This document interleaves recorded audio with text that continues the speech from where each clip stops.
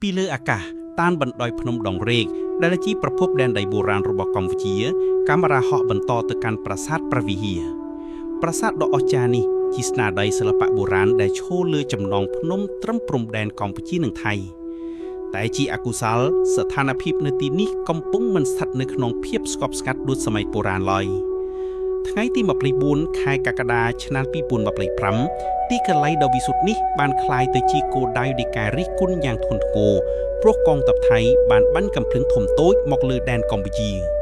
សកម្មភាពឈ្លានពាននេះមិនត្រឹមតែបំពានផែនទីនិងច្បាប់អន្តរជាតិទេ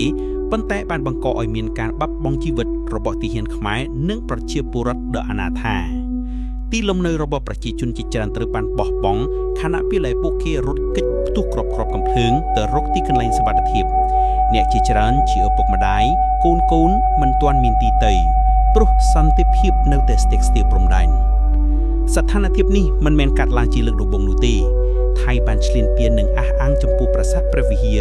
ប្រាសាទតាមៀនប្រាសាទតាក្របីដោយឧបករណ៍ពិតប្រាកដប្រើទាំងភាគីយុទ្ធសាស្ត្រនិងការកុហកផ្សព្វផ្សាយប៉ុន្តែតាមឯកសារប្រវត្តិសាស្ត្រនិងសាលាអន្តរជាតិ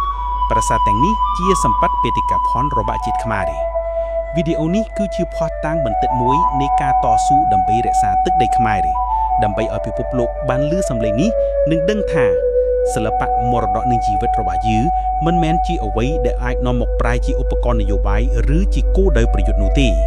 សូមចងចាំថាសន្តិភាពមិនមែនមកដោយស្វះស្ដីទេប៉ុន្តែដោយការការពារនិងការតស៊ូព្រះវិហារគឺជារបស់ខ្មែរ